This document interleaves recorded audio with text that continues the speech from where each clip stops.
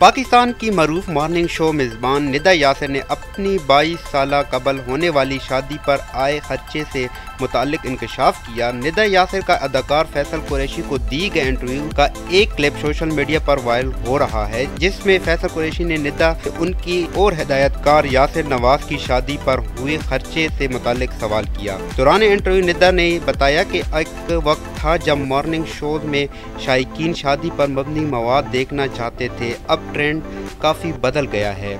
इसी दौरान उन्होंने इंकशाफ किया कि मुझे मॉर्निंग शो की मेज़बानी करते हुए 15 साल से ज़ायद का अरसा हो गया है। जब फैसल कुरैशी ने उनकी शादी पर खर्चे का सवाल किया और निदा ने बताया कि मेरी शादी पर सिर्फ 3 इवेंट मुनक्किद किए गए थे। शादी बहुत शानदार और परतईश अंदाज में हुई थी। एक ही दिन मिलाद और मयूर रखी गई थी।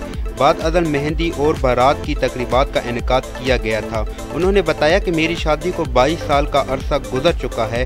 22 साल कबल मेरी शादी की 3 तकरीबात पर 10 लाख रुपए खर्च आया था और वलीमा मुकम्मल तौर पर यासिर की जानिब से था। वाज़ेह रहे कि निदा यासिर और यासिर नवाज की शादी सन 2002 में हुई थी।